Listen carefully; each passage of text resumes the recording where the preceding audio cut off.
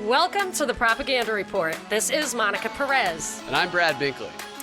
We have a very special guest today. He is America's most trusted lawyer. And that could make him the first among one, but we'll leave that alone for now. He goes by Legalman and has the must-listen podcast called The Quash.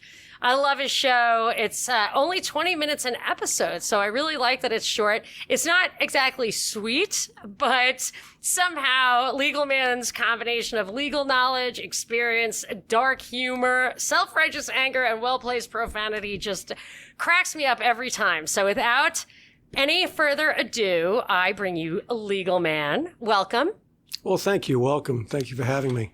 It was really a pleasure for me to discover your show because somehow you take the stuff that really drives us all crazy and is ruining everything for everyone, and it makes me laugh. And it's mostly because you're just pissed off all the time, but you're so articulate about it, and you weave your great expertise in with an artful use of vulgarity. And I just don't know why it tickles my fancy, but I've talked about your show a few times on my show, and I just felt like I really wanted to ask you questions and find out where you came from and all that stuff. And Binkley, you turned us on to something. We have a show called The Propaganda Report, and we had never heard of the propagandist you highlighted on your blog, who Willie, what's his name? Munzenberg. Yeah. So Binkley, I bought Binkley a book based on your recommendation of getting into that guy. So we've got lots to talk about. We only have an hour to talk about it. So let's dig in.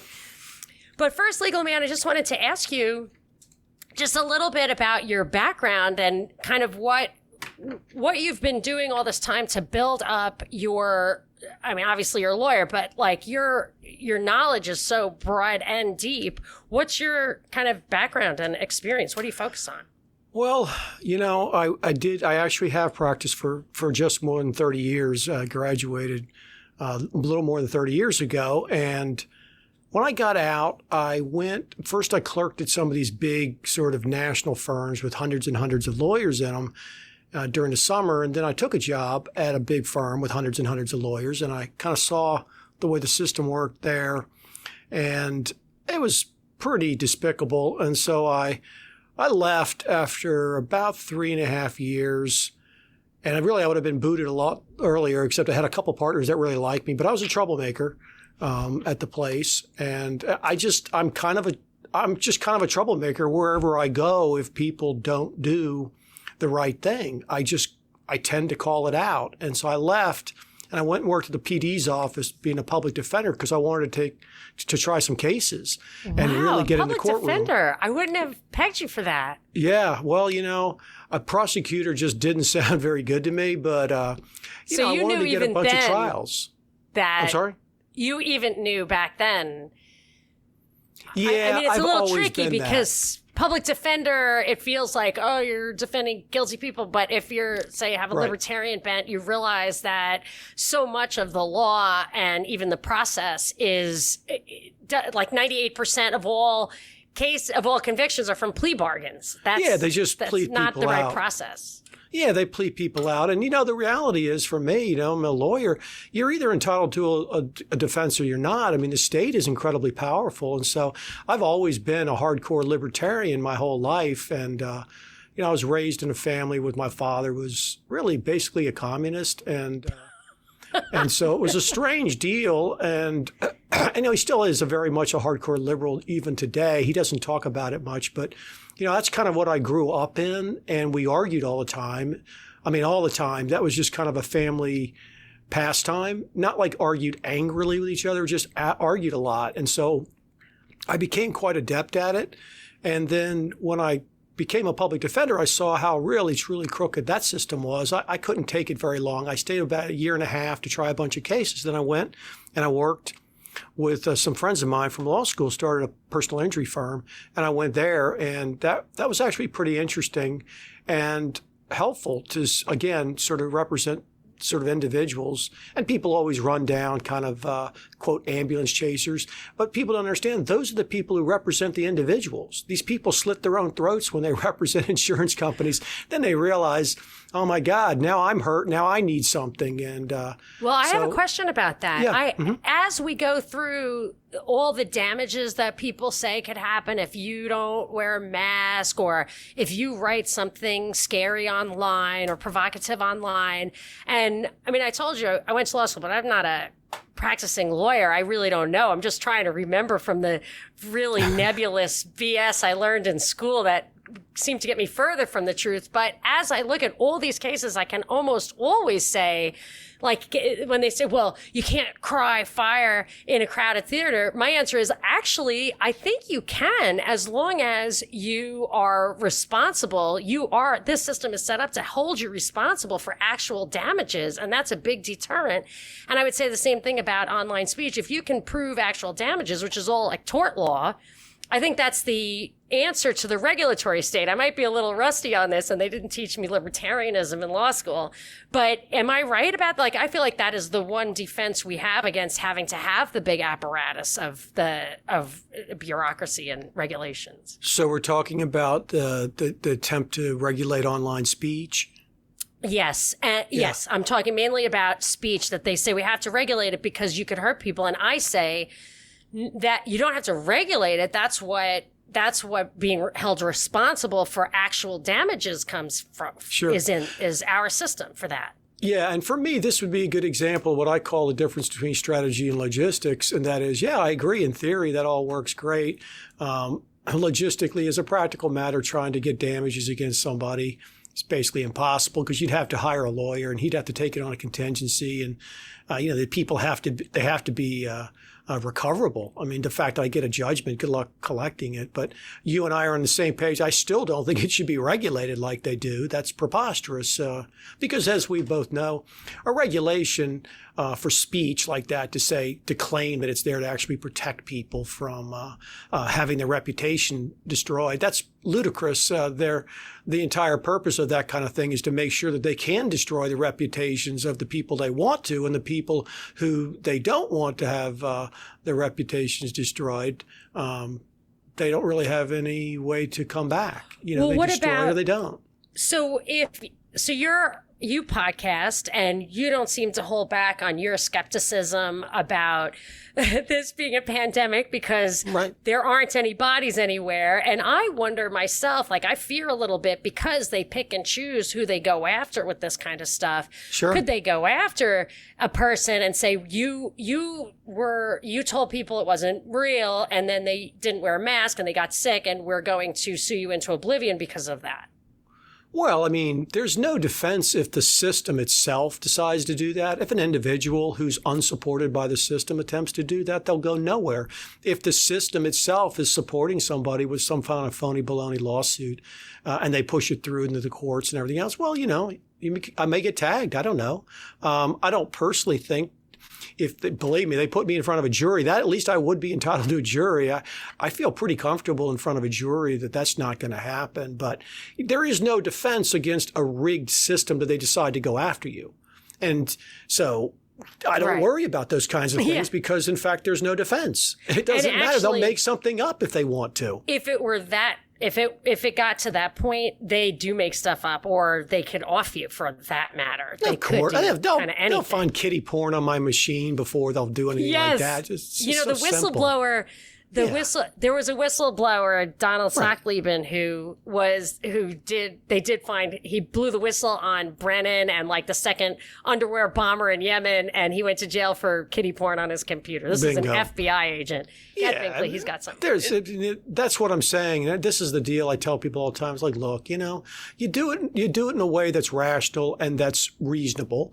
And if they decide to go after you, it doesn't matter if you've done it. You've done nothing wrong. They'll just live invent free or something. die, buddy.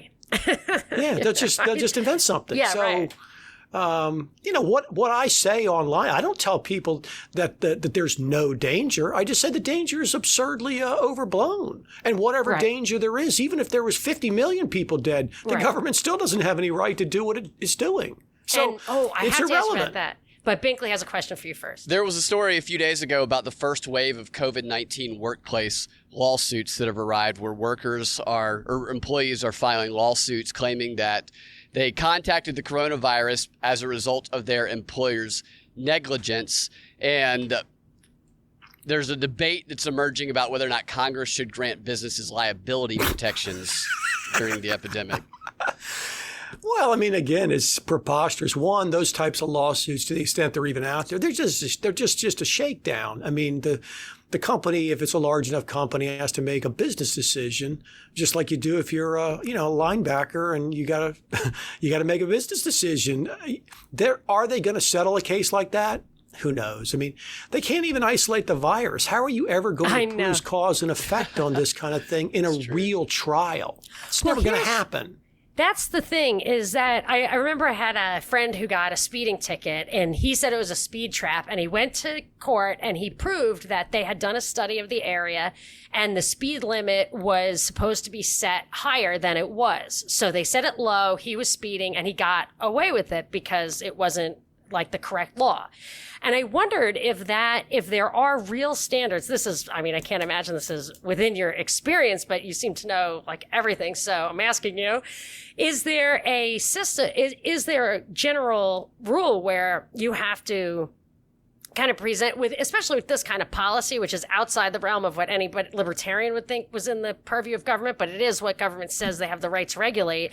Don't they kind of have to come up with evidence and basically a cost-benefit analysis, especially for health policy? Maybe it's not a technical cost-benefit analysis, but surely they have to make some evidence-based decisions, and I don't see that here, and I don't know how they're getting away with that. Maybe that's not a real thing. Are you asking whether or not Congress has to have some kinds of objective findings in order to pass the law? Are you talking Well, about? I don't think, I'm not talking about the congressional laws, although I'd be fine with that. They just shut down the whole, so you're talking I don't know, but I'm just about saying, like, in the cities, they're saying you have to wear a mask, or they're putting people in jail. I have a friend who's might be going to jail for having had a party at his Irish pub on St. Patrick's Day. And I just feel like whatever law it was that they used, a regulation, last minute regulation they used against him, don't they have to justify that somehow? Not don't they have to, but isn't it customary for them to justify that? So you're saying that you get charged with a crime and then you want to go in and use as a defense that the law itself is, in effect, not valid because they didn't jump through the proper hoops and therefore it has no basis?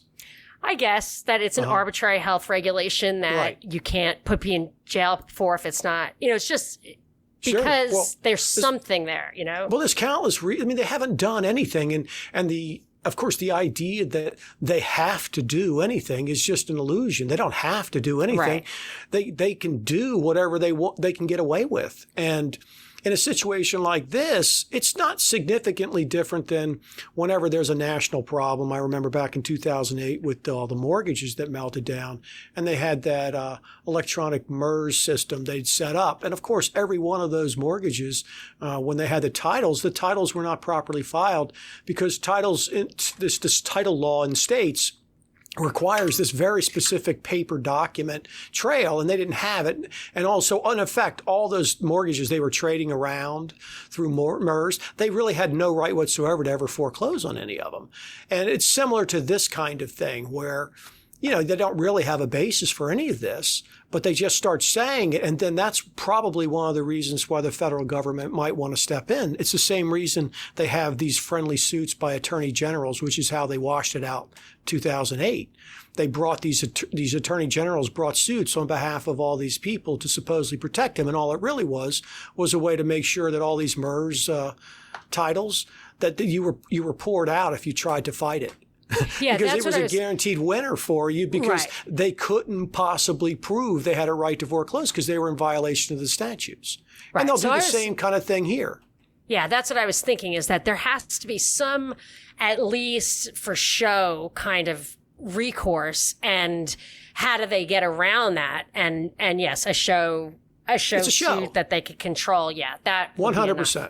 That's all it is. It's always a show. If it's any kind of bigger kind of lawsuit, the attorney generals always jump in and just make sure they clean it all up. That's all that Right. ever happens. Right. I understand. And they'll do the same thing here. So when you look at, I mean, I hear how cynical you are about government when I listen to your show, and I mean that I'm an anarcho-capitalist. I actually am moving towards agorists and like thinking that there should be agrarianism and barter in my world. Like I want to buy land somewhere in the middle of nowhere. That's where I think we are right now. And I went from 0 to 60 just during the Corona times. I started out by reading Ted Kaczynski's, just by coincidence. He has a new book that, I don't know if you've ever read his manifesto. Or I read his manifesto years ago. Yeah, so I had never read it, and I read it just as this thing was beginning, and he is like, it all started with the agricultural revolution. Like, it's all, every state is a slave state is how I kind of shorthand it. And then this Corona times thing came, and I'm looking around, I'm like, wow, they just snapped their fingers, told everybody to stay home. At any moment, they could withdraw our access to food. I mean, we are absolutely, completely dependent on them, and I can be a libertarian all I want and defend the Bill of Rights, but the fact is, I have no actual independence or liberty if I don't have any actual autonomy. So that's where I've gone, and I've never heard you talk about kind of what your next step thought is about how far we've fallen in such a short amount of time, and if it has changed your idea of what the kind of hope is or the future looks like. Yeah, I get this a lot actually on my Twitter thing and in person, because what I tell people is very depressing to them, and so they want hope. And, I have a variety of things. I actually did a show on why, and I haven't released it yet. I think I'm going to bring it out next Monday. But it's a very interesting question. It has several parts, in my opinion. One, is this something we're talking about hope, or are we talking about a practical application for improving our lives? Well, either one. So there's the one Harry Brown wrote, How I Found Freedom in an Unfree World, which is basically I feel it's like carving out your space in the system as it is. But I feel like there's no security in that whatsoever. And I mean, I'm not going to get into all the reasons why I think that, but now I feel like the only answer is to have a backup plan, at least have some arable land with a source of water on it. Like that's how Sure. I'm thinking. Hope is useless to me because it keeps people in the feeling okay about a situation that may just be binary. They let you live like this or they don't. And if they don't, what are you going to do?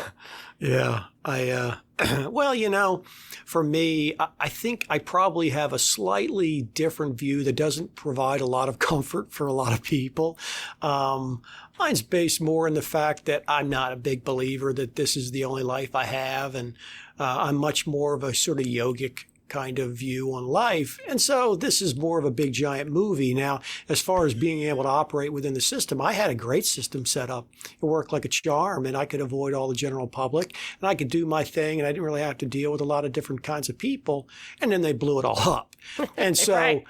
The reality is, it's very clear to me that there are no rules. There are no longer any limits, that anything you attempt to do inside the system is vulnerable. They can crush you.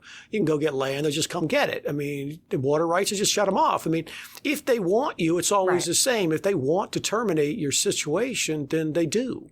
And so it's just a question of how much additional bumper room do you want? And I've got buddies who live overseas, they're expats. I've got people who live in the States. I've heard a whole bunch of different variety of things. And for me personally, I don't have a problem with the fact that it looks like we're in the end game and the likelihood I'm going to be able to successfully defend myself and have some kind of wonderful kind of golden age retirement kind of crap. That's just out the window. And I'm okay with that, because that's reality. And I don't think, honestly, that there's going to be anywhere to go. That doesn't mean that if you go out in the middle of nowhere and do that stuff, that you won't buy yourself significantly more time. I think there's a good likelihood you will, because everything's going to be done by priorities. It's just, one, I have no skills. Two, I don't really like being out in the middle of nowhere. I just don't enjoy it. And in order to get away, I'd have to go and live in the middle of nowhere. Well, I don't want to. So I'd rather just die in my little mud puddle than I would go out and try to scratch out something. I don't have survival skills. I can't go to Alaska and build my house and ride around on a snowmobile and hunt. I don't know how to do any of that stuff. Okay, I don't know how to do it. I'm not going to learn. I don't care. If I am going to go out, I'm going to go out doing what I've already decided to do. I'm going to try to work within the system. I'm pretty damn good. If you give me rules, I can read them. That's what I was wondering, that you have an Right. advantage. I think that if you're savvy about the system and you know Right. the rules, like, you have a better chance because those are your skills staying Right. alive in this situation. And there's always exceptions. There's always Ferengified exceptions to everything. And I know a couple good buddies who are doctors. So this thing has to be administered. Nice. Okay, well, I have doctors. They can administer it to me. Right. We have no idea what the rules are going to look like. And until they come out, I've just told the people I'm around, I'm like, I can't make a decision until I see what the actual terrain looks like. What is the legislation? We still haven't seen anything yet. Now, Do you have, go ahead. yeah, well, I'm just thinking that maybe they'll try to take a huge bite. Maybe they won't. Maybe, there's going to be a lot of pushback against some kind of mandatory vaccine, but much less against testing. And so there's so many different ways they could go. I like to wait and see what we actually have. It's a rule of thumb I have, which is I don't solve problems I don't have yet, because I have plenty of problems to solve. And so I wait until I actually have the problem in front of me, and then I look at it. And that's where I am at this point. Well, I think it maybe takes a little bit of foresight or vision to think of the possibilities. Maybe not, but do you have any feeling of kind of like who runs the show and what their end game bigger picture might be? Like, I just look at technology and I think if they were trying for totalitarianism 70, 80, 100 years ago, they did not have the tools to really make that stick. But now I feel like they do, and they've plugged us all into that system. And if there is some kind of big cabal, but I know you have the very big picture, which is this life doesn't matter as much as some people think it does. But how about a big picture on the who's running things and where they headed? On the practical matter of where things are headed, all I can know for sure is that they want more and more control, and they want us to have a much worse situation because they like to have a better situation. And it's very clear they can never be satisfied. It won't matter if they have the entire world in complete lockdown. They're still not going to be satisfied because they're very dysfunctional, either people or something else. Who knows what they are? They could be anything. I have a hard time believing that they're even human, just because their motivations are so foreign to me. And it doesn't mean they might not just be sociopaths or psychopaths. Maybe they are. I don't know. Yeah, a whole cabal of them. Because when you look at my view of this thing, are you familiar with the Event 201 from October? Sure. Oh, yeah. Okay. The coincidence? Yes. So we were on terrestrial radio for 8.5 years. I was on for 8.5 years. Binkley was my producer in Atlanta, which is where the CDC is. And I would say everything I thought on that show. I mean, I never held back. And when I started talking about Event 201, I just got my walking papers just out of nowhere.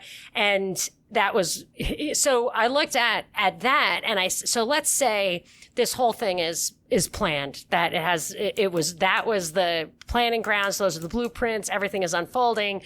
When I think about the amount of pain and suffering and the lives that will be lost just from the cruelty of destroying everything that really billions of people probably are much worse off, that to me does seem superhuman in its coldness, and it's like as if they think they're a different form of life. So yeah.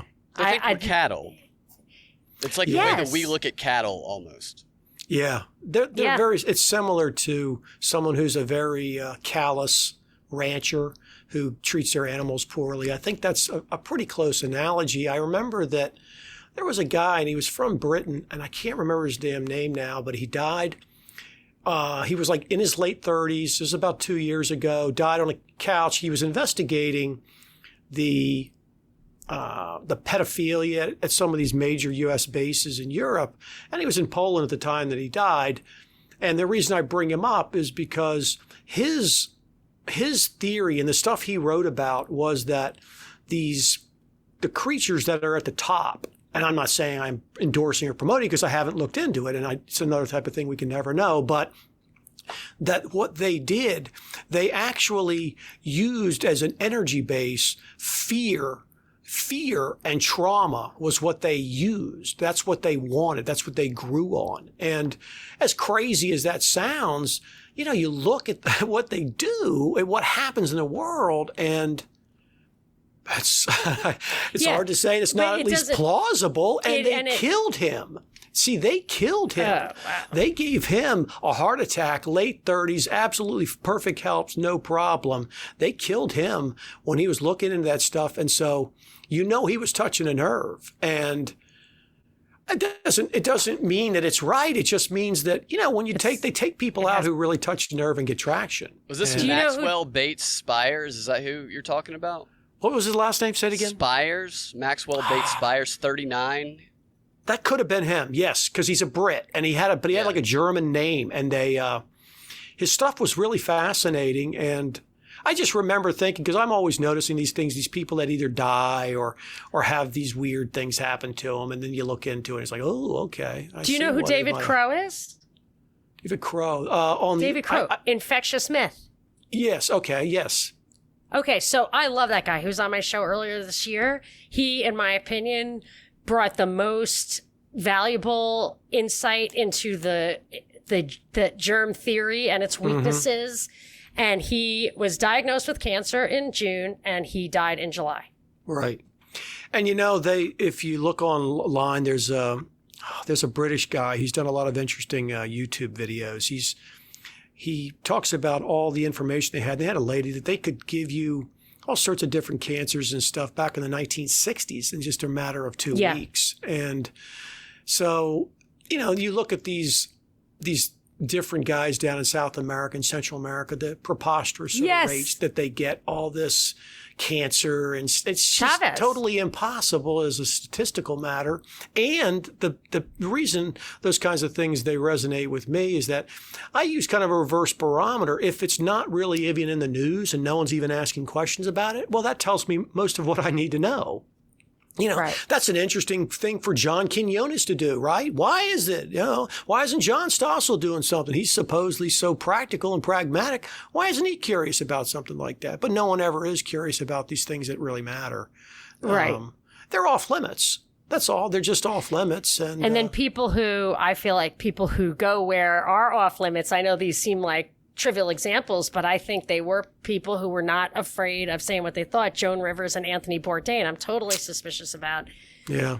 But one thing about like the power at the top and that level of, if they're like different kinds of, whether different kinds of people or different kinds of entities, there's this whole layer of clearly, it seems to me, clearly just like us, bureaucrats who follow the orders, who are happy to, it's very, I keep thinking of like witting participants. Yeah. They're just participants and they're happy to do it, even though, it's like Soros says when he worked for the Nazis. He was 14 and he was like, whatever, this is fine. This whole conversation makes me think of this Willie Munzenberg, who I discovered. I know I've been studying this propaganda of Bernays and all these Laswell and all these guys from the Committee on Public Information and back in the 1800s, Lenin and all these guys. But I had never heard of this Willie Munzenberg until Monica sent this book, Double Lives, Spies and Writers in the Secret Soviet War of Ideas. And it's fascinating to read about all of the covert networks of power set up just around the world that are run by these people that you never see or hear of. What are your thoughts on these kind of propaganda networks? I think they're probably so much more extensive than the average person can ever imagine. It's just, well, especially now with the electronics, they have the ability to collect so much data. Yeah. And so I think men on the ground so much like they had with Munzenberger's sort of mastery. That guy was a genius. Yeah. You know, dude was incredibly brilliant in the way he approached things, but he didn't have access to the kind of stuff they have now, which is people voluntarily signing up to just put their life online and show everybody. You hardly even have to go about collecting the data. Just a matter of housing the data in huge computers and then sorting the data. It's not even so much collecting anymore. And so I think the game has probably changed over time, especially with AI. That is a huge game changer that most people they do not understand what a game changer that is, how much they see and read is controlled by AI, just the ungodly ability. This type of insane corona event could never have happened even with the world's most extensive kind of Munzenberger setup in the past, because there just was no ability to write the articles and to disseminate information. Yeah, that's what I think about the technology being the difference maker here. Huge. That you're just going to get that. And one of the things about the kids now homeschooling, of course, we all want our kids to homeschool. It's great, great, great. I think they're putting them in this pipe and they're going to be sorted and curated by AI. And you can't move to the next level until your auto teacher says, okay, you checked the right boxes. I think they're funneling the kids through the AI is where this is going.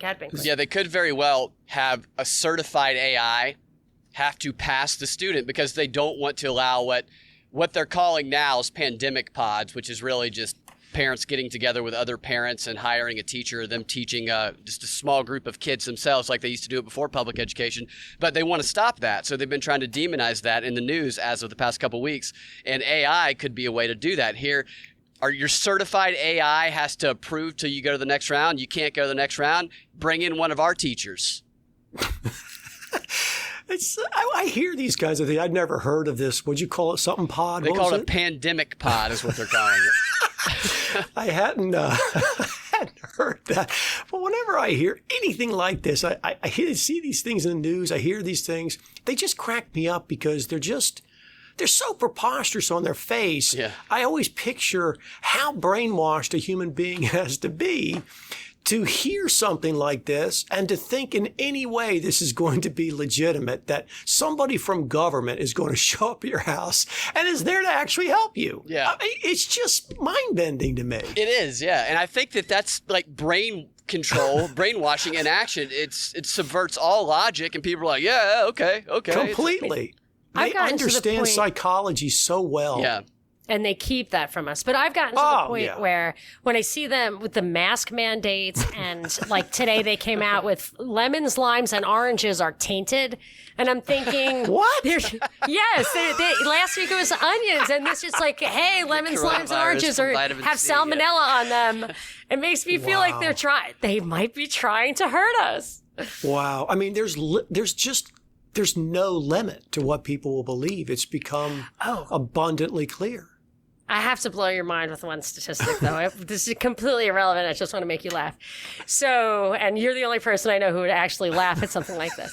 So, there was a study done by the Journal of JAMA, the American Medical Association Journal, published a study from April in New York City, where they examined a bunch of groups of people. And one of the groups of people they looked at were people over 65 diagnosed with COVID. And they had people who went on ventilators and people who did not go on ventilators. So the people who did not go on ventilators, their mortality rate was 26%. The people over 65 who did go on ventilators, their mortality rate was 97.2%. 97 points. So basically, if you're in the group that goes on the ventilator, you're definitely going to die. Right. So why put anyone on a ventilator? Oh, see, they were very serious cases, though. See, they had to get them on a ventilator. It's all definitely going to die. But they were definitely going to die on the ventilator. If you can figure out who's going to die and who's not going to die to that level of refinement, then just kill them. You get $39,000 for putting them on. Yeah, that's so as soon as they come in, it's like, whoa, I think we need to put you on the vent. I immediately think of that Monty Python scene where they bring out your dead. And no, actually, I'm feeling a lot better. No, he'll be dead soon. He'll be dead soon. No, I'm fine.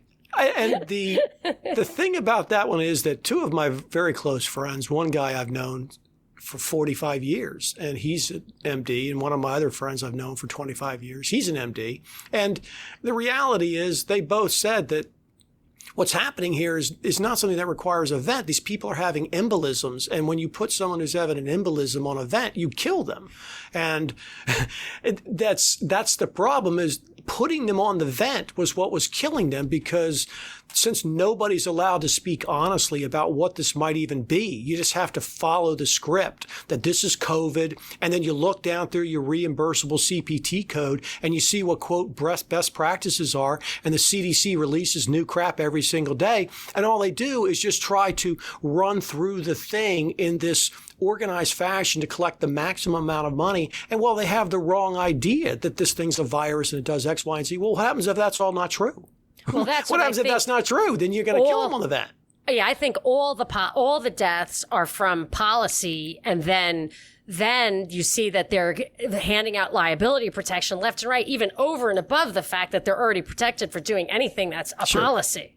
God knows how much malpractice was occurring there. You know, you have this weird anomaly that occurred in New York City, the same exact place where they had 911. You have this oddity that's not been reproduced anywhere else, and that now nobody's allowed to go investigate. Cuomo won't allow an independent investigation of what went on. Well, of course he can't allow an independent investigation of what went on, because what went on was a bunch of crookery, and they killed a bunch of people, and that's the way it is. And so, of course, you can't go investigate it. But whatever it was that happened, we don't know what happened. Too. Nobody knows what happened. You weren't allowed in the hospitals. It all happened in just a few hospitals and then at these nursing homes. And of course, what they do, they don't allow anybody to go in the nursing home. You still can't go in and check on people. Yeah. So you have no idea what's going on with their health. They could be injecting people. There's no way to know what's going on. You just trust. And I've told people before, if a private entity shut down access to a hospital or a nursing home, didn't allow people in, then they started having fantastically distorted population deaths statistically, there'd be a criminal investigation and they'd be sued. But the government does it, shuts them all down. The exact same thing happens, and people run around virtue signaling about what a fantastic job they did and all the lives they saved. It's always upside down. I saw a little bit of the Trump show yesterday. I hadn't watched that thing in months. I know it hadn't been on for a while. But he's out there. He's literally throwing out numbers like, well, they're doing a fantastic job. They're doing a wonderful job. If we hadn't shut this down, or I hadn't closed it down, we'd have 1.5 million, 2 million deaths. These are just made up numbers. Why don't you just say 20 million deaths? We have no information at all to prove that they saved 1.5 million lives, 2 million lives, even one life. There's no evidence for even one life. Yeah. And yet they act as though all this stuff is saving all these lives because, again, nothing has to connect up in any way to reality. They just have to say it. That's all they have to do is just say it. That's what the FBI does, too, when they entrap someone who is really of low IQ into making a bomb or something that the FBI made and brought to them and then arrested after giving to them. But the ventilator stuff, while all this was going on, while these people were dying at a high rate, which we pointed out really pretty early on because of the experience that Binkley has experience with, And so he knew the vents. He was like, "Don't put people on vents." Those are they tell you when you put a family member on a vent, they say this person's probably not going to come off. That's the talk you get when someone goes on a vent, and all this dying is going on, yet the media is saying, we don't have enough vents. We don't have enough ventilators. Invoke the Defense Production Act and make more ventilators. And now Trump is promoting how we have more ventilators than everybody in the world. They 100,000. Yeah. We can kill them at a faster rate than anybody. We These can are kill great twice. Numbers. You're right. No one's ever seen numbers like this. Right. No one thought we could do it. It does seem a little Hitler-esque, whatever. Yeah, well, it's just all so silly because it's all totally disconnected from reality. There hasn't even been any discussion about whether or not this is a bioweapon that we created. But there may be multiple bioweapons that have been released. It's not even something you're allowed to investigate. Neither side's talking about it. All of the information flows through government. All of the narratives are tightly controlled. And that's, to me, it's always the simplest answer is that, they're not even asking the right questions. That's the key to me. It's not whether or not you get straight answers, because you're never going to get straight answers out of government or anybody else. Right. The question is, are they even asking questions that could get an answer that could be damaging? Well, that's but why they I don't thought even do that. it was so telling that in 8.5 years of me saying that I thought Boston Marathon bombing was an inside job, I knew where MH370 was. I mean, I would like lay out details. Miriam Carey has Obama's baby. Like, I was saying stuff that was great. You know, it wasn't crazy. I was like offering evidence, but the thing that got them to say, oh, we're taking you off the air, it just happened to be when I started talking about this stuff. And when you go and listen, like, absolutely no one is asking the real questions. But here's the thing that I think is just, I can't get away from. I feel like if you look at like my dad, probably your dad, well, I don't know about your dad, but my dad was skeptical. He fought in World War II and he came back and he had this book, Backdoor to War. And he read it. It was about FDR letting Pearl Harbor happen. And I feel like that was in the 50s. Maybe it's a romantic fantasy, but I just feel like in the 50s, it was harder to fool all of the people all of the time. For sure. For sure. I mean, so it's because of that we've got this problem, is that people are just so, I don't know if it's trusting or stupid or we can't be stupid, but, you know, we probably have the same so IQs. much brainwashing. Just so much, you know. And lack of critical analysis and that thought you have to I get think in they line grossly with your thought. underestimate the damage that television does. I really think they do. And now with the smartphones, even more so. But, you know, just sitting in front of a TV, you really are hypnotized. And, you know, that first sort of generation that kind of grew up with TV is really kind of my generation, maybe a little before, in the 50s kind of thing. But there wasn't a huge amount on. Even when I was a kid, there was really only 3 channels in a UHF. And you watched a little, but you didn't just sit there and watch TV all day. I was outside all day. And I watched 3 channels at once, man. Right. Right, screen and screen. You can do it on the same screen. Yeah, and there's just clearly a large portion of the population is simply incapable of defending themselves against that brainwashing. Now, because it's very similar to me to why I get people all the time, well, how come some people can see it and some people can't see the scam? It's like, I can't answer it outside of the fact that I don't see any connection between education, any kind of financial situation, race, age, gender, nothing. There's people from all over can see. And then there's a huge number of people who can't see. And even when you tell them directly, they can't put the pieces together. And I think that TV is very similar in that it just has a massive effect on a huge portion of the population. And then on another portion of the population, it affects them, but they're able to overcome it if they care to. And it's just, there it is. I mean, the population is so fantastically brainwashed now. But, you know, the other part of that is that, yes, people saw it, and there were public figures like in the 30s, McFadden, all sorts of people spoke out, you know. They killed him, did they not? And they kill him. But at least there were people in public positions who actually spoke truth. Right. And they called out the people. And yeah, they paid a price for it. There's no doubt about it. But you don't even have anything remotely like that today. Nobody is out there as a public figure, certainly at a high level, that's speaking any truth at all. What about Kanye? I don't like Jeff Sessions' policies at all. He's just a neocon, I guess, whatever. But I thought he was kind of like had the courage because he had confidence in his intelligence and experience. And I suspected that they kind of pulled him into the administration and then dirtied him up and threw him out because he would have been difficult in the Senate over some things, not most things. But anyway, it's that's possible. just a weird thing for me. But there's something about the TV I wanted to comment, which is, and I got this from Kaczynski's thing, this recent thing, which was really just the old thing, that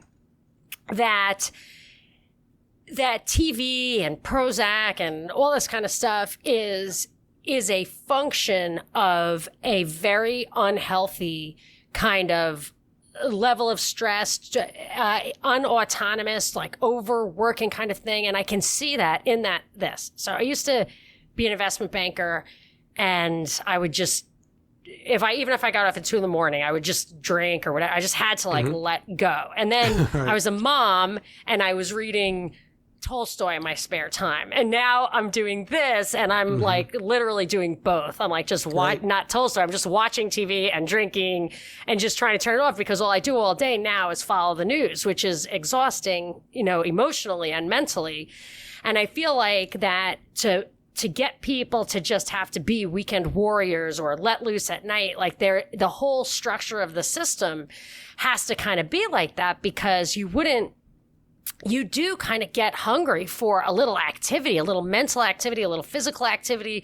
That's why I feel like the protests were just, all they had to do is lock everybody up for 10 weeks and then say the only thing you're allowed to do is go run down that street and throw bricks through this window or whatever, that they really wouldn't even have gotten the rise, that the whole structure of the system is set up to circumvent the kind of complexity of the human spirit. That's kind of for sure. arranging idea. But I feel like they are so sophisticated, and that nothing is, they control it more than some people think. Binkley, I think, disagrees with me. The mind control box, which Netflix, we talk about this a lot. The founder of Netflix and its first CEO was the son of Edward Bernays, the famous famous propagandist, Freud's nephew. It's a brilliant plan for them, because we work all day and then we go to escape to veg out in front of a mind control box that, when our minds are at its most weakest and least critical and most receptive to manipulation, we escape to a box that feeds us with propaganda in that vulnerable state. Just washes over the naked brain. Yeah. And it's more indirect as opposed to the more direct propaganda we might see. I have teenagers plugged directly into the Matrix. Like my daughter will say to me, I don't care if you're right. I cannot believe you, or I will be ostracized. Yeah. Yeah. And she sees the videos on YouTube, which warns her against people like me. Yeah, it's no joke. She's like, oh my gosh, there's this video about, do you know a truther? Like, are they blah, blah, blah? And Truther. Yeah, I know. A truther. Aren't you a truther? Isn't everybody fucking truther? And there's these language signals that tell people whether or not you're a truther and should be avoided. Like hydroxychloroquine, as we talked about earlier. If your doctor says that, then your doctor must be a Trump supporter and you need to stay away from that Nazi. That kind of... Just the level is so funny to me. There was an interesting book in the 70s, I don't know if you've ever seen it, called 4 Arguments for the Elimination of Television. And it's a small book. It's really, really a good book. It was written by a guy that escaped the Eastern Bloc. And so when he came over, he hadn't seen a lot of TV. And it's just a fascinating little book, because it goes through the fact that it's not just a bad idea, that it's really truly a dangerous technology that people simply are not capable of dealing with because of the way it actually operates. And, you look at the decline. Yeah, there was a lot of screwed up stuff in the early 19th century. Hell, there's always been a lot of screwed up stuff, and people believed all sorts of nonsense. But today, it's just so far from reality. There's literally nobody talking about something that's real out in the public square. It's just completely off limits. And you think about someone, even say Barry Goldwater. Imagine Barry Goldwater actually being a major party candidate. That guy is really hardcore. He was a seriously hardcore guy. And a guy like John Kennedy, that guy would be a not right-winger today, and he was the Democrat nominee. And you look at what we have now, Biden Harris, a man with dementia, and some joker like Kamala Harris. She's a cop. I mean, she's just a lowlife. She just screws people over. And that's being taken seriously. And so that's how far we've fallen in that amount of time. But I would argue that stuff was on purpose that way, that the radio and the TV and movies. Oh, for sure. It's all being controlled. It's a long-time plan. I mean, you saw Brzezinski. He wrote in one of his books, was it Between Two Ages? Yeah, 72. And, it's just, he lays it out. There it is. It's not like it's hidden. That's the thing. And his daughter is a mouthpiece. Like Chris Cuomo's brother. Chris Cuomo is Andrew Cuomo's brother, and he's the news guy who's telling you about what's really happening in New York.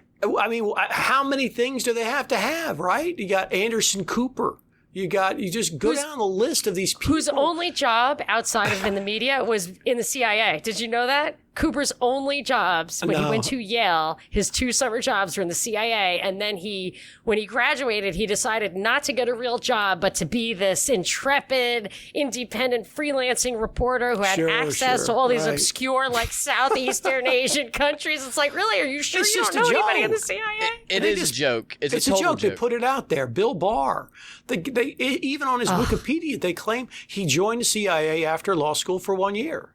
Well, that's ludicrous. I mean, nobody joins the CIA for 1 year. I mean, it didn't work out for me. So he's obviously a CIA, long-time CIA deep operative. And you look at a guy like Colonel Prouty, who wrote his book, Secret Team, and that was like early 70s or something. And, he talks about then how they had deep cover agents whose entire careers were spent in the private sector and all these different things. And they may or may not have ever been called on, but they were there with an incredible backstory that was untouchable anytime they needed them. And if anyone thinks that the situation has improved since the early 70s, they're living in a dreamland. Those operatives are everywhere. And that goes to your Munzenberger question. They're everywhere. They're absolutely everywhere. They're buried in everything. They have unlimited funds to finance these jokers. They run the damn drug trade, so they get all that dark money. They have unlimited funds. We have no idea. When you have something called the Bank of International Settlements, where all you have is basically a coded ID, at any time they want, they can simply punch in a coded ID, put money into an account, and nobody could ever know. And it's legitimate money. It's in an account. Now, it doesn't even have to be earned. It's just there now. It's almost impossible to defend against an opponent that has those kinds of resources. See, but here's the thing. If they can and they can create the money out of thin air, they're absolutely doing that constantly. And it seems to me that this can't be about the money. It cannot be about the money. And what is it really, like at this point, is it even fun? So it's not about the money. It's about something bigger than that. And can it even be fun for you? They're basically just domesticating humanity, I guess, as a way to think of it, where they're pets. And is that even fun to like make the people so stupid that it's not even fun to dominate them? Like, what's it all about? What is the end game? I had a friend of mine up over the weekend, and we talked a lot. I've known that guy for 40 years, and we talk about it, and I just don't see any positive outcome that doesn't even lead to the mass of humanity being in a very, very bad situation for themselves, or there being very, very few people.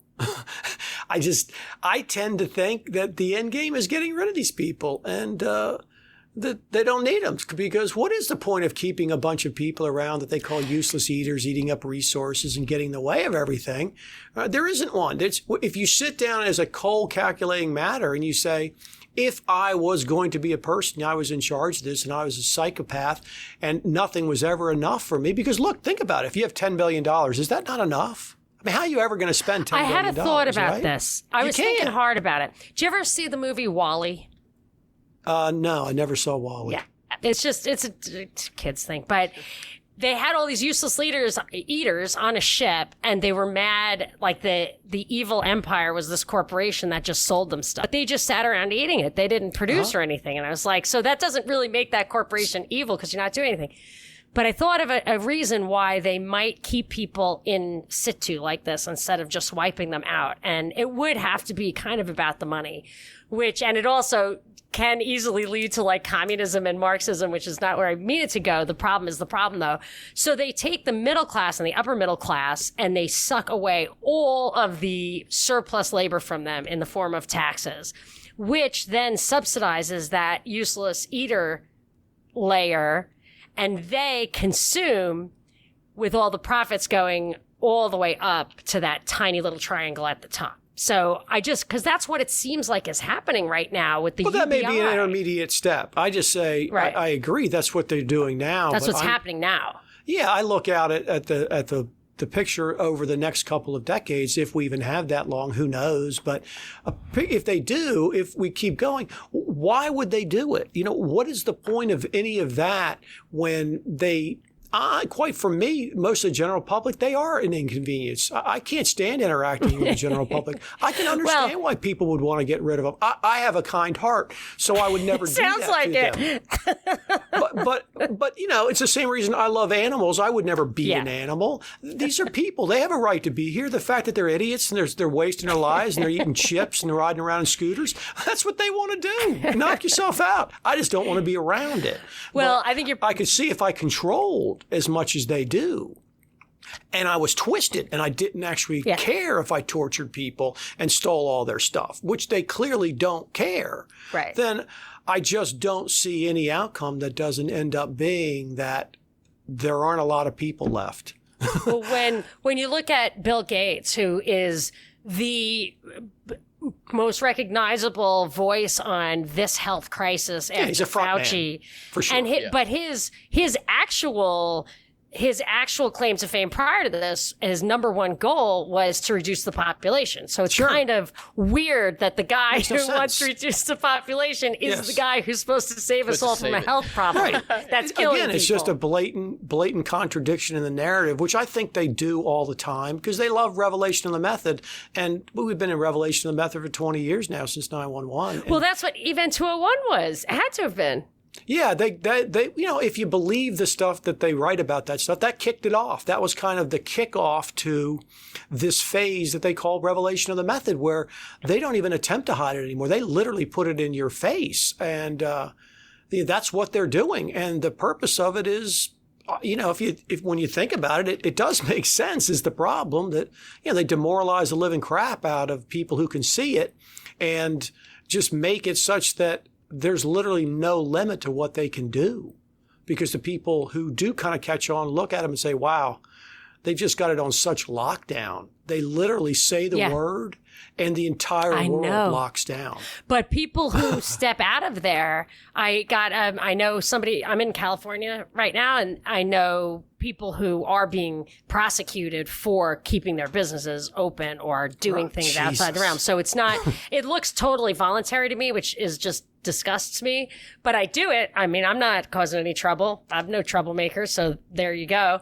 But if I were, they would actually take steps. So there is that deterrent thing, and they are so powerful that I personally don't feel like I could win that battle. Well, it's always, to me, it's always a question of whether or not it's value. I'm not going to step in front of a freight train, but that's why I focus on trying to explain to people and see if I can convince some people. And I just, I get demoralized over time. I gave up writing on my blog years ago just for the same reason. I liked your blog. Like, I've been enjoying it. It's old. I see that, but I've been enjoying it. But this is when I lost hope. I got to tell you that I had this radio show, and people would call in, and everybody would complain about Obama ignoring the Constitution and yada, yada. And then Trump got in, and I would complain about Trump ignoring the Constitution. And then my favorite quote is, I said, he's not the commander in chief unless he's called into actual service. Like, stop calling him that. It's not, it matters that there's a war. It matters that the Congress calls him in, whatever. And someone said, you're quibbling about semantics. And so it made people who hate Obama for the Constitution and claim that they're not racist, which don't doubt. Then when Trump comes along, I'm quibbling about semantics when I quote the Constitution, and that's when I kind of gave up.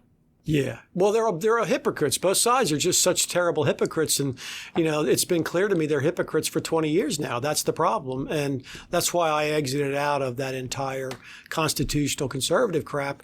And then when I figured out what a complete scam the Constitution even is, that's when I was, because fully black-pilled. It's a setup for this, like, that it was meant to be like the Lysander Spooner thing, like whether it be one thing or another, here we are kind of thing. Yeah, I go back and forth on whether or not some of the founders were clearly bad guys. I mean, Burr shot him for a reason. He was a piece of crap, okay? And there's lots of people that really probably needed to be shot. And, of course, Hamilton's the one they make a Broadway play out of. Of course. Well, all you hear about is the Federalist Papers. But the reality is, it's such a distortion the way people talk about, oh, we fought a revolution to have the Constitution. Not bullshit. We did not. We fought it, and they got the Articles of Confederation. Right. And to tell me that the people were clamoring for Washington to be a king, what a load of crap. Look what they chose. Articles of Confederation. That is so far from a king. So far from a king. No ability to tax. The only things they needed with the Constitution was the ability to tax. That's what they really, really wanted, and to rule that interstate commerce. And they knew they could grow it over time. But the problem I have with the Constitution, the way people talk about it, is the way they constantly misrepresent it, as though that's what happened after the Revolution. It was a long time after the Revolution before they brought that Constitution in. If you talk about someone's life, it was a long time. Was there like years 8 and years and presidents years. before? It was 10 years, I think. Yes, years and One years and years. president It's a like year. saying the war ended in 2008 and now we're going to have the Constitution. Well, it's a whole different group Yeah. of people. A lot of the people who were signing the Declaration of Independence, they weren't even around for that Constitution, and tons of them didn't trust it because they knew what was going on. And the whole thing is a scam. And the fact that the people ignore that Articles of Confederation and how effective it was at keeping the federal government small. It was I don't totally ignore impossible. it. I talk about it all the time. Impossible. And Yeah. I'll tell you that. Go ahead. No, it's just, that's right. But people who know understand that power to lay the tax and require it is completely different than the idea that you have to ask the states and they give it to you or they don't.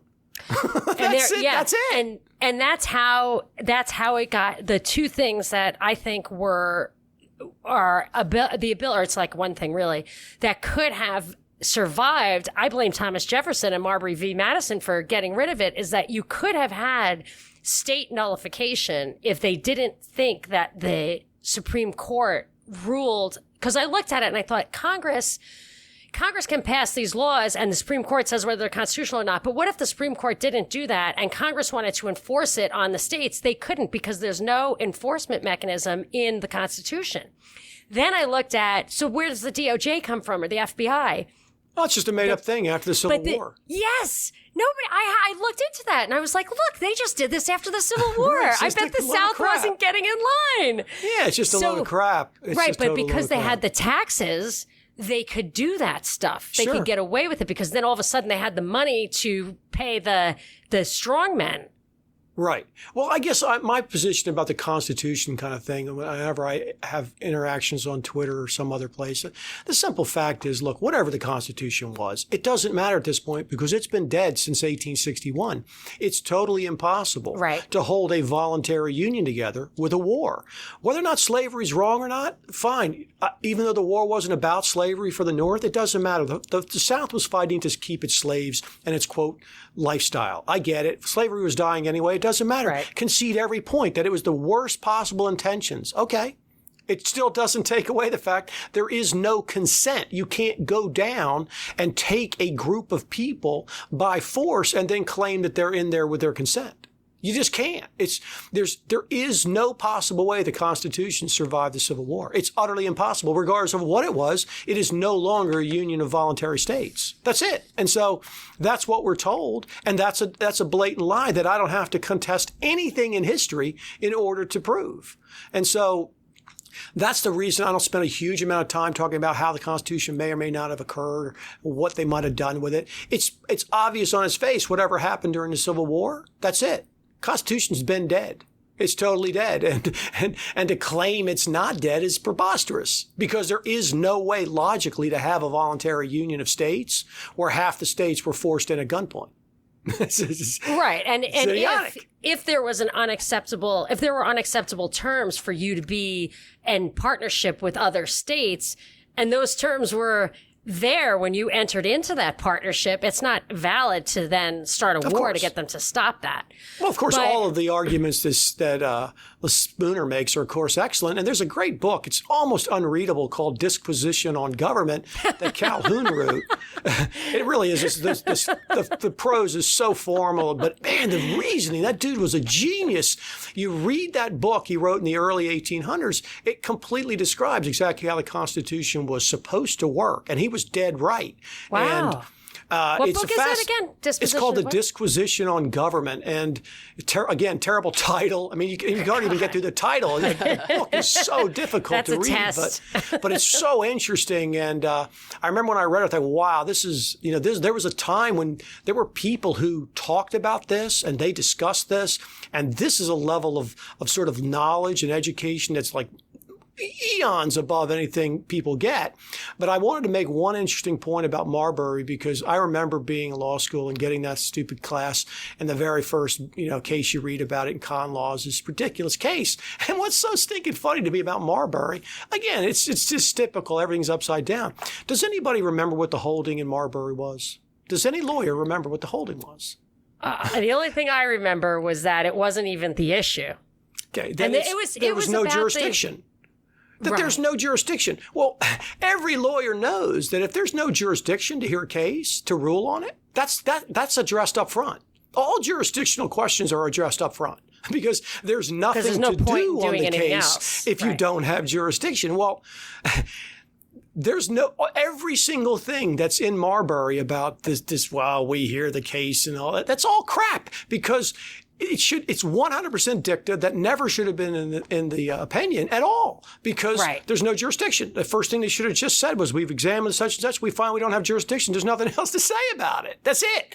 And the reason Marbury is what it is, and the reason it's used, is that if he had tried at that time to actually rule and found jurisdiction, try to impose something, they would have impeached his ass, or they might have gone and just simply dragged him out and hung him, because they were not going to accept something like that. That was one of those little tiny kernels they put in there, and then they misrepresent again and again and again. It gets blown up into this big thing. A lot of lawyers also don't know, which is something I wasn't taught in law school. There's no such thing as an opinion of the court prior to the time Marshall took over. There was no such thing as that. You know that? You ever heard of that? Well, that's the reality. Sorry, someone came in. The reality is that every judge. We're keeping you over. Do you mind staying a few minutes? Oh, yeah, no problem. No problem. Okay. It's just the janitorial staff trying to come in. But the reality is every judge wrote an opinion or didn't write an opinion. That was it. There was no opinion of the court. That's just something he dreamed up to make it look like it's this sort of, substantial thing. And I bring this issue up with people. I think I even referenced it in one of my podcasts, when the reality is the court sounds like this great thing. But what if there was just one judge up there? If there was only one? There's nothing in the Constitution sets the number. They've had a variety of numbers many different times. In fact, the biggest court packing event that occurred right after the Civil War, not during the Depression. That's the one everybody hears about. Yeah, that's the one I thought. Threat of court packing. But that didn't even happen. It didn't even happen. But there was actual court packing right after the Civil War. And in fact, they jammed through all sorts of legislation with it by threatening the people and just refilling. And so, again, it's this situation where you could just have one justice. You could. Think about that.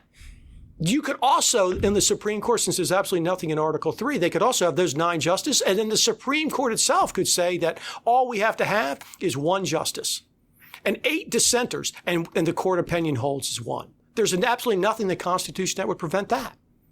This is how crazy it is when you start thinking about how absurd this idea is, that the Supreme Court is in charge and tells us the law and all this other bullshit that people spread and that they teach in law school. When I start telling people about these things in Article 3 that could actually exist, okay, we have no idea what the when they go into session and they go back and they start thinking about what they're going to do and supposedly writing their opinions and talking about stuff, it's all 100% confidential. We have no idea what they're doing. None. That's just something they make up. The idea that it has to be a majority opinion, that if a majority, if 5 out of 4 do it, then you have an opinion. There's nothing in the Constitution about that. There isn't. That's a good point. Why doesn't it have to be a unanimous decision? And like I said, there's the fact that it doesn't have to be unanimous. There's nothing that prevents them from just saying, well, if one judge finds it, that's what we do. There'd be absolutely nothing anybody could do about that. And so when you start thinking about these crazy scenarios that could exist, that could exist under the Constitution, it's just more evidence that what people say the Supreme Court's there to do, it's just not true. It's just not true. That's all. It's just simply not true. It's there to hear one case. That's it. this experiment with self-limiting government, let's say it lasted 10 years. Like I feel like I look at the French Revolution, the Russian Revolution, the American Revolution, it seems like they all kind of lasted 10 years. Mm-hmm. And I can't help but think that it's all a setup from the beginning anyway. So it's kind of meant to not really last, but you get the good idea and you get all the people to get behind it, and then you swap it out at the top. But it begins to feel, I mean, I've come a long way in how I've thought about it, because for all those years that I kind of interacted within this framework, trying to defend the Bill of Rights and, just defend it to the end. Sure. And I recently read a book called Against the Grain, which basically, I've been talking about it a lot lately, but it basically just changed the way I think about the world. So it's one of those kind of seminal books for my thought. And the idea is that, and I always wondered this, was the Garden of Eden, true or not, a metaphor for the fall of man and the fountain of the tree of knowledge of good and evil, all about the agricultural revolution and all of a sudden having to work by the sweat of your brow? And I just always had that in the back of my mind. And then I read this guy says basically not only that, but the reason the agricultural revolution became the system is we had 4,000 years of people kind of being sedentary hunter-gatherers with the understanding of domestication, but didn't just completely turn into an agrarian society.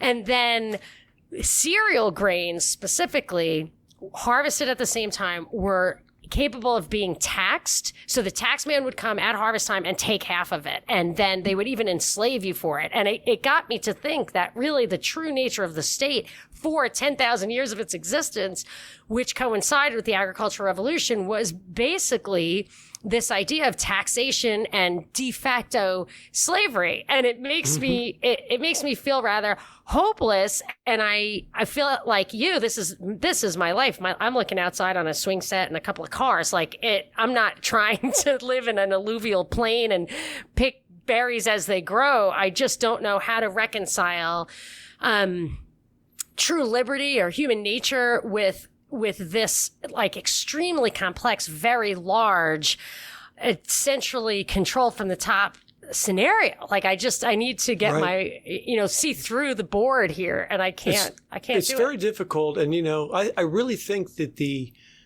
game changer was when the frontier closed on this side. That was it. That was all the land. You used to be able to simply leave and go out and kind of be left alone. You had problems out there because there's other people living out there, but this is a very small population compared to what we have now, and you could go out and just kind of leave. And I think that was the big game changer. Was once there really was nowhere else to go, people like me were just kind of screwed because there is no escape. We are now on a closed system where there is nowhere to go, where there's not government to come jack you over. That's it.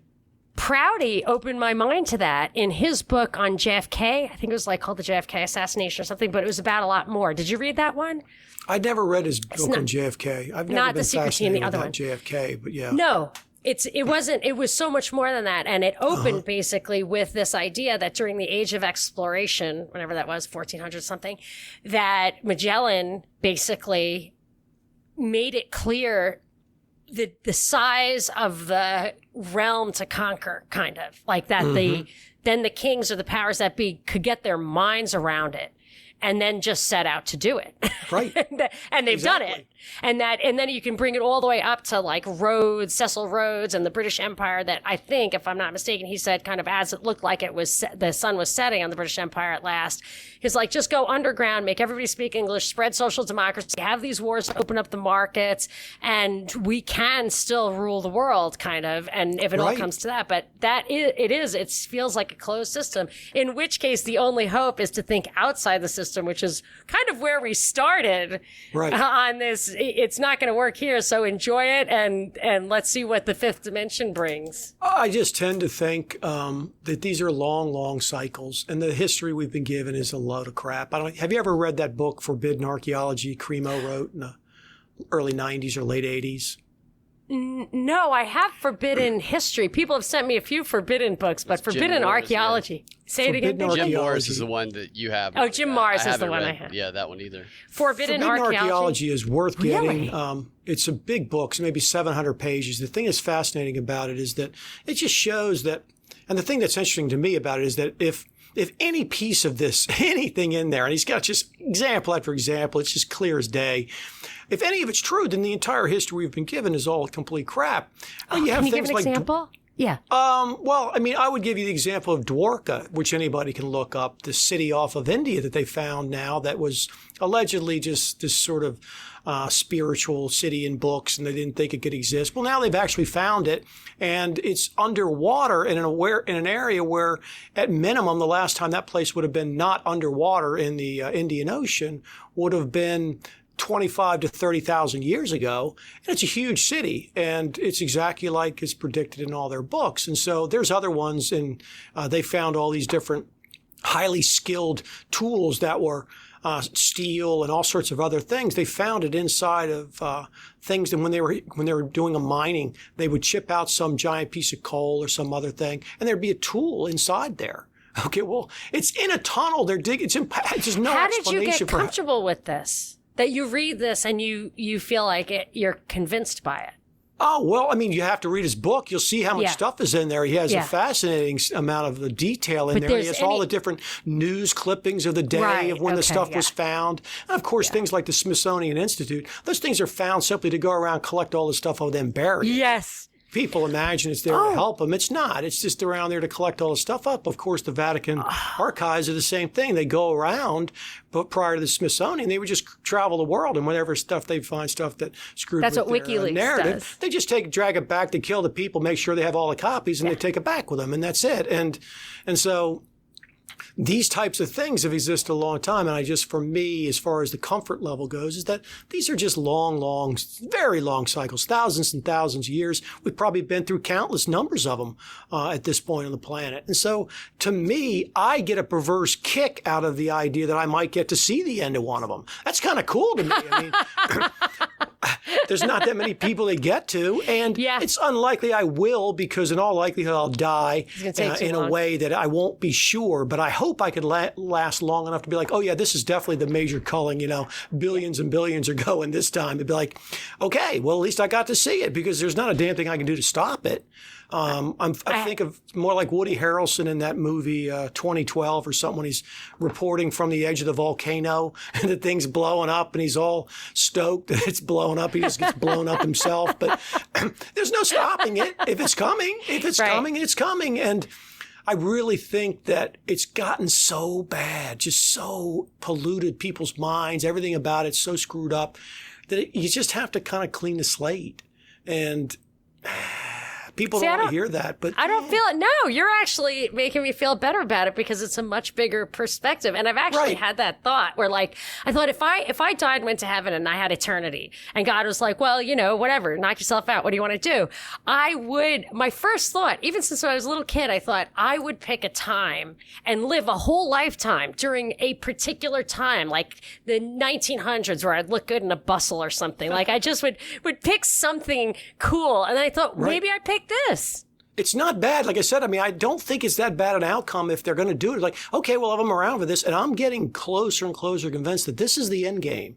Now, whether or not that means they take us all out and they get to, live in some kind of Elysium style thing, I don't know. But whatever it is, it's going to be a very big event. We are coming up to big events. This world is massively changing, and I'm in the middle of it. And I'm very well positioned, and it's not going to blindside me. All these people, it's going to blindside. They're not going to know what's coming. I'm going to see exactly what's coming. And it's like, okay.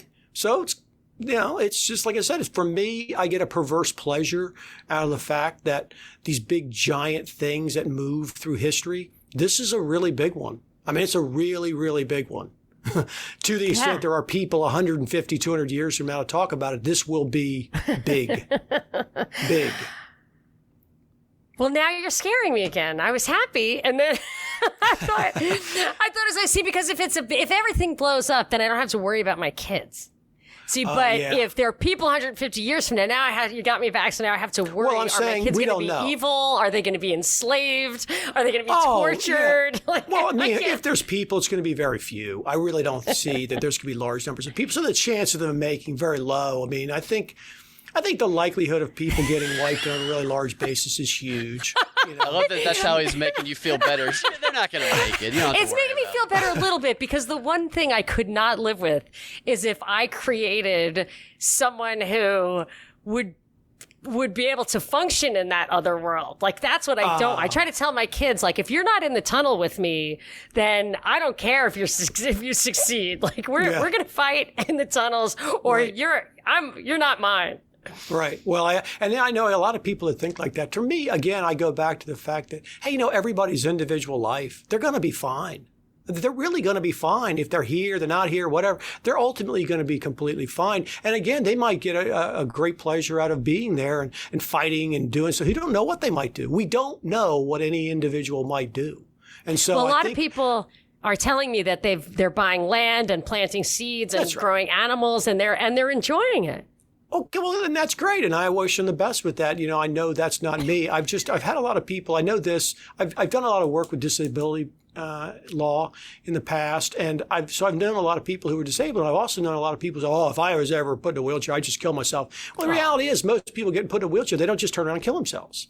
And it's just you adjust very quickly to negative circumstances, just like you do to positive circumstances. Same reason you get tired of your Lamborghini after you've driven it for a few months. You're bored with it, they buy something else. It's the same way. You can get adjusted to all sorts of different bad situations. And so I would never say that you would feel bad. You certainly shouldn't feel bad for your kids if they make it. They're going to have a life, and they're going to be able to live it and do different stuff. But I care about the morality. So you said that you do think that this isn't the whole thing for us. And I care about being that, not being a small, petty, successful little human. I want something more. Well, morality is a personal issue, all right? I mean, there's really not a morality when it comes, just like saying they're we the people. It's just a made-up thing. There's only individuals, ultimately. So if they're good moral people, then they're good moral people. And if they're not, they're not. And if people abuse them, well, then people abuse them. People abuse me now. I get abused all the damn time. I've been abused countless I think times. you can hold your own.